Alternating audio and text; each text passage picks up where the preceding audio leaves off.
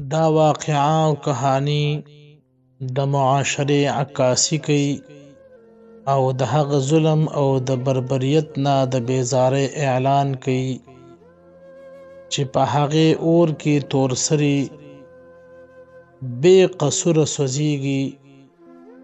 د هغې نه د بیزارۍ اعلان دی. دا واقعه را سره واورئ. د غرونو په منځ کې یو ورکوټی غوندې کلی و.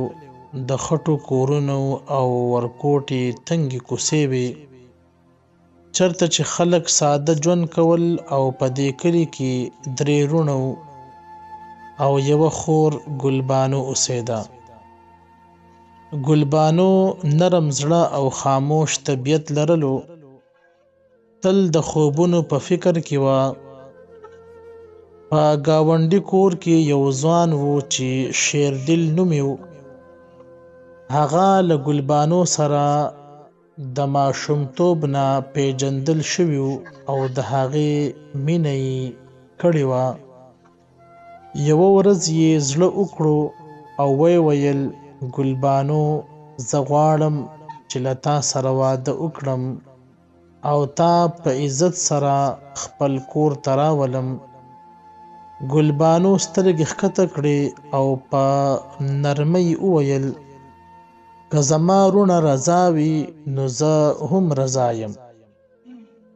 د ګلبانو مشر ورور جبار ډېر عجیبه شوق لرلو. هغه به سپي جنګول او د سپو جګړې دا د هغه شوق و.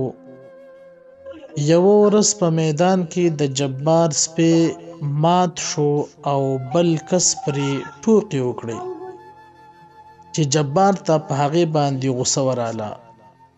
د جبار غرور غوسه پیدا کړه او هغه تماچه راویستل او ډزې پرې وکړې. هغه سړی په ځمکه را پریوتو او جبار ویرېدو او له کلي نه وتښتېدو. کلي کې شور شو. د وژل شوي کورنۍ کې خفګان و. د جرګې پریکړه وشوه چې د جبار خور ګلبانو دې د وژل شوي کورنۍ ته ورکړی شي په سوره کې، نو تر هغې به صلح وشي. ګلبانو په شپه کې په تنهایۍ صحن کې کېناسته او سوچ یې کوو چې که د هغې د تګ سره د وروڼو ژوند بچ کېدی شي نو هغه به قرباني ورکړي.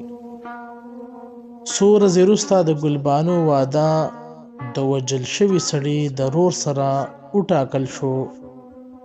نوی کور د هغې لپاره د زندان په شان شو.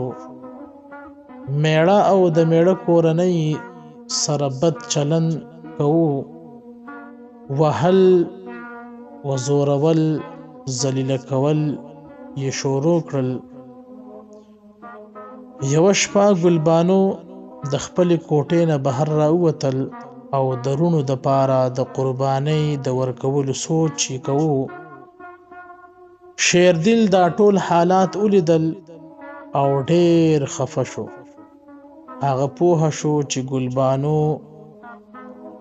هغه په سوره کې ورکړی شوې ده، خو هغه څه نشو کولی.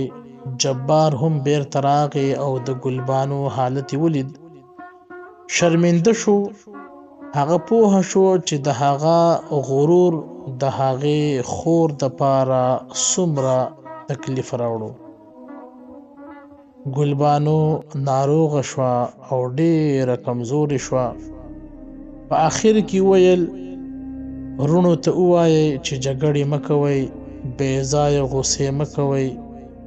وروره ستا دغه شوق د سپو د جنګ کې زه تور سرې خاورې ایرې شومه، او که چېرته تاسو دا جنګ جګړې او بې ځایه غوسې پرېنږدئ نو هر ځل به یو ګلبانو قربانه شي. شیردل د کلي په میدان کې ودرېد او خلکو ته یې وویل چې دا ډېر ظلم دی او هیڅ بې ګناه خور دې سزا ونه سکلی شي.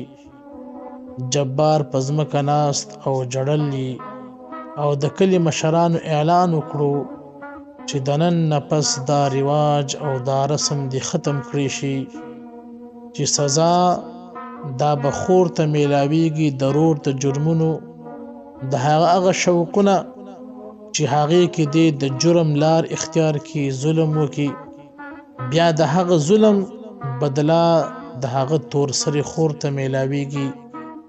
نه دا په اسلام کې شته، نه د پښتو معاشره کې. بیا ولې موږ پښتانه د دې خبرو نه منې کېږو؟ دا تور سرې داسې ولې اور ته وراچو؟ لہذا دا رسم او رواج دا دې ختم کړی شي. په آخر کې د کلي ماشومان صحن کې لوبې کوي، خوشحالي بیرته راغلی او خلکو سبق زده کړو چې جګړه او غرور ښځې نشي قرباني کولی. دا کهاني او دا واقعه موږ او تاسو ته دا سبق راکوي چې قتلونو نه، د جنګ جګړو نه ځان وساتئ. بیا د هغې په بدله کې په دغه تور سرو باندې ظلم مه کوئ.